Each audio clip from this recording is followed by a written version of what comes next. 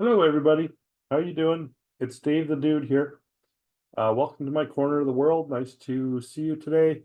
What I plan to do in this video is discuss the third of Lao Tzu's three treasures, which we are calling moderation.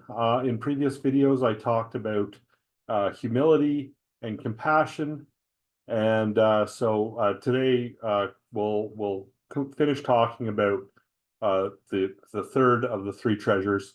And please don't run away on me. I promise this isn't going to be a lecture from a fat man about temperance. Rather, what I'm hoping to do is show that moderation is fundamentally key to a joyous existence of enthusiasm and appreciation. So I hope you'll bear with me a few minutes, and hopefully you'll see what I mean. Now, moderation, as I understand it, is simply knowing when enough is enough. I think this dovetails into the Buddhist concept of non-attachment nicely. Buddhists use the Sanskrit word dukkha, sometimes translated into English as stress or suffering, to describe the root problem of the human condition. And it could, in a nutshell, be described as, I guess, the friction between the way things are and the way we want them to be. Buddhists prescribe diminishing this friction as much as possible through a practice of acceptance. Taoists have a similar take. The Tao Te Ching, chapter 35, reads, "There is no curse more deep-rooted than discontentment, and no affliction more self-stoking than greed. For only when one learns how to cultivate contentment can they ever hope to experience satisfaction."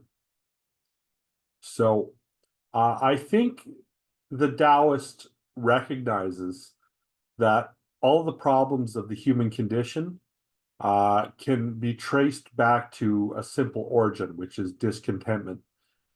It's no secret that humans are never satisfied. The biblical Genesis story is essentially about how even a perfect paradise isn't good enough for us. Voltaire put this plainly. He said, "The better is the enemy of the good." Now, although this is generally considered a warning against the perils of perfectionism, we can also recognize its more mundane implications, that a constant pursuit of betterness cuts deeply into one's appreciation for goodness. Life is a buffet table of delights laid out before us from a Taoist perspective, yet somehow we spend most of our lives dreaming about what's missing. So a Taoist cultivates gratitude and tries to live as if they're getting a good deal. Now, I'll take myself, for example. I am a Taoist practitioner. I live in borderline poverty in the slums of Ottawa on a shoestring budget, but I have running water. I have heat in the winter. I have a flush toilet. The spices in my cabinet would make an 11th century emperor weep with envy. I have the world at my fingertips via the internet. I have a shelf full of books. I have access to a lovely park to read them in. It would be easy to lose focus on this, but I try not to let myself. This life that I've lived has been full of love and wonder and music. So, we tend to get so busy trying to figure out how to live that to some extent the frantic search is, I think, what gets in the way of the living of it.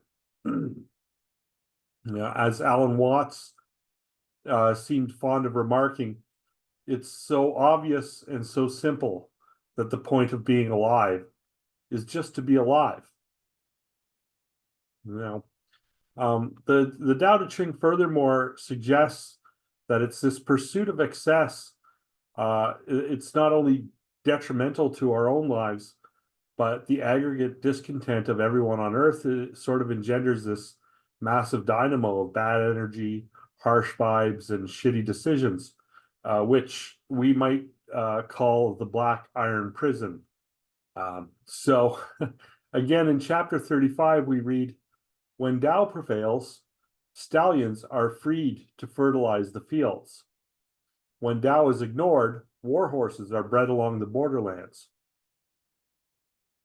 What this reminds me of is Alan Watts's backwards law, which states that wanting positive experience is a negative experience, while accepting negative experience can be a positive experience.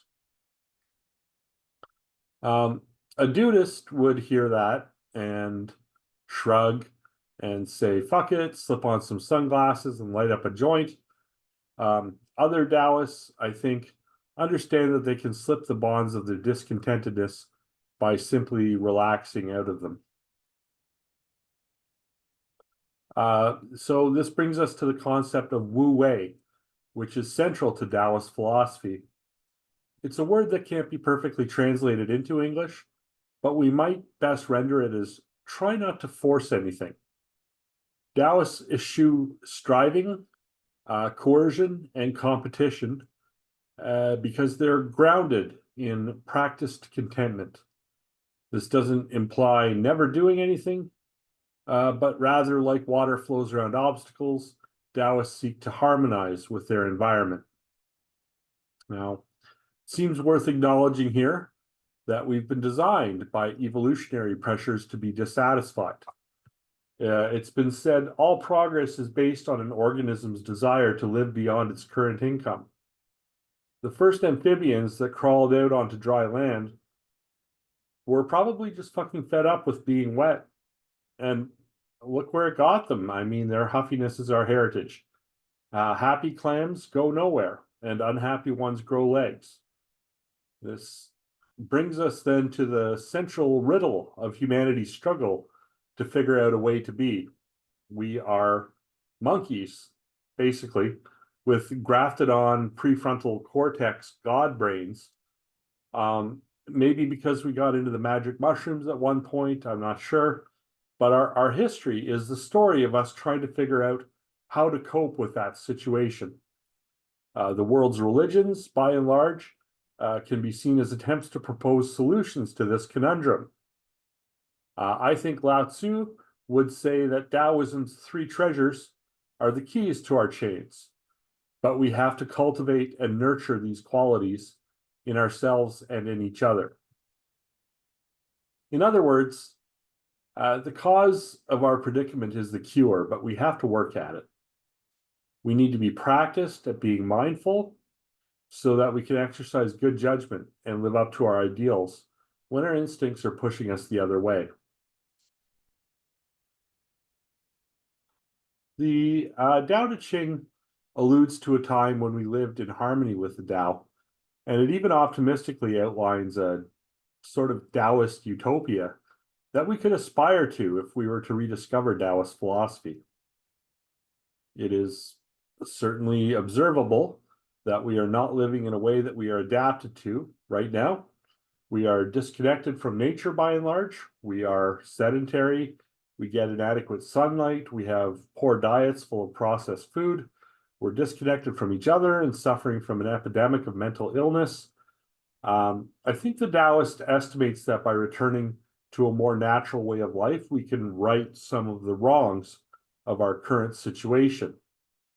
Now, as an example, I've heard tell that people living somewhat naturally in small tribes outside modern civilization, they have very painful lives in some sense.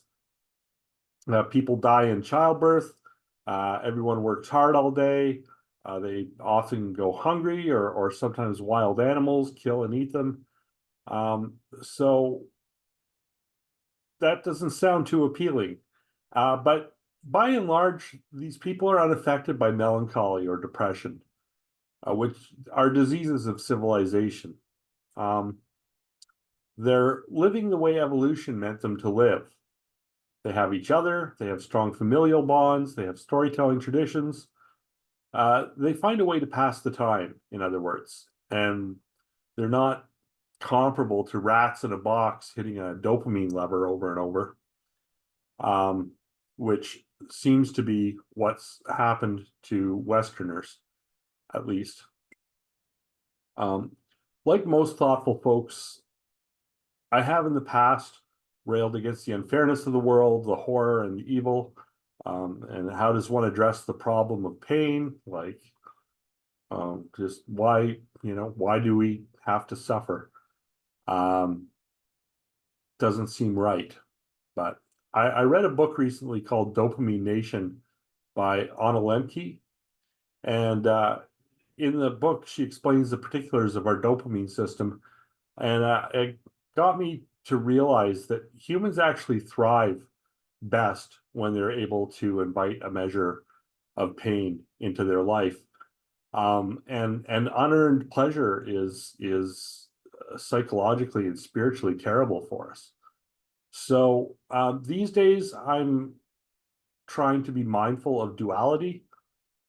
Pleasure and pain, they imply each other, just as do beauty and ugliness, up and down, hot and cold. The beautiful thing about humans is we are adapted to thrive in these conditions.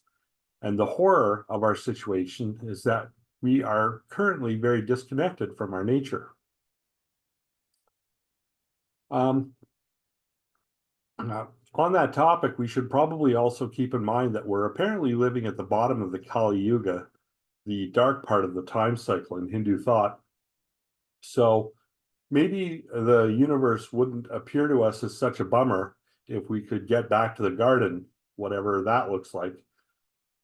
Few of us desire to return to the ancient hunter-gatherer lifestyle, but I think addressing the spiritual malaise of our current society at its roots might allow us to reshape it or rebuild it in a way that we are better protected from the encroachments of fascism or the Black Iron Prison. We can start, I think, by cultivating a sense of gratitude and contentment. Hopefully, this will allow us to focus on what's actually important to us. In the process, we might also find ourselves enjoying life more, leaving more room for us to be thoughtful and generous with one another. Well, those are my thoughts on the matter. I'd be curious to hear what you think if you want to drop something in the comments. I'm enjoying doing these videos, and so I hope you'll hit like and subscribe and all that. And yeah, other than that, I as I said, I think I hope this has been food for thought. I'm Dave the Dude, and I want you to remember, happiness is the road. It's not at the end of the road. Happiness is the road. So I'm wishing you all liberation from dukkha. May you find contentment in this life, and may the Tao be with you. Thank you so much for tuning in.